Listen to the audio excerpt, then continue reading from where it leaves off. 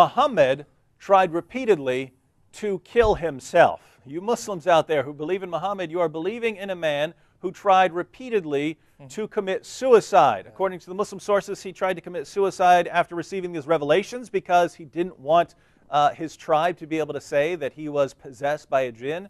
And according to Sahih al-Bukhari, your most trusted, reliable source on the life of Muhammad, he tried again to kill himself later on when revelation stopped. That's right. So let me go ahead and read 2 passages, and then we'll continue moving. So I'll go ahead and finish the passage that I read in point number 10. He says, "Now none of God's creatures was more hateful to me than an ecstatic poet or a man possessed. I could not even look at them. I thought, woe is me, poet or possessed. Never shall Quraysh say this of me. I will go to the top of the mountain and throw myself down that I may kill myself and gain rest." He wanted rest from whatever this was that was tormenting him, right? Because whatever it is, it's pressing on him until he thinks he's going to die. And he just wants rest from this, and wants rest from the idea that he's being possessed, and from the idea of his people ridiculing him. But this tells us something about Muhammad. When at the first sign of trouble, you want to go hurl yourself off a cliff in order to avoid embarrassment.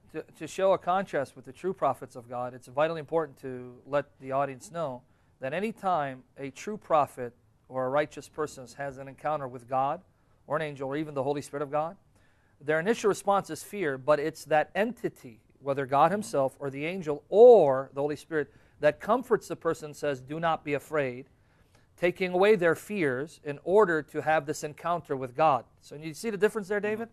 Here, instead of the Spirit comforting Muhammad, the Spirit traumatizes Muhammad to the extent that Muhammad wants to commit suicide.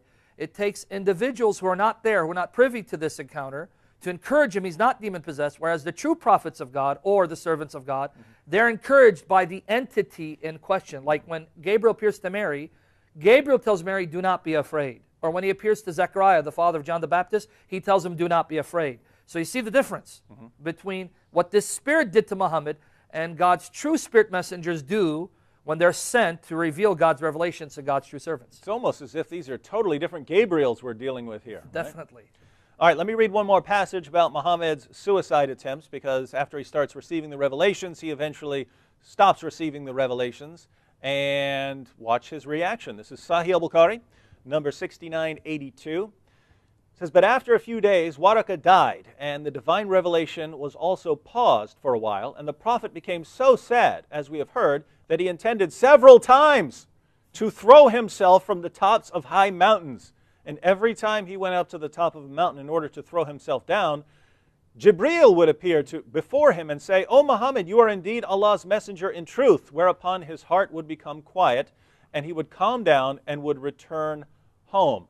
Now, think about this, Sam. Every time something happens that he doesn't like, he goes up to throw himself off a cliff. Right. This is the guy that Muslims are trusting with their salvation, to guide them to the path of salvation. The guy who says, "Oh, something's going bad today. Let me go hurl myself off a cliff." This is some wild, wild stuff.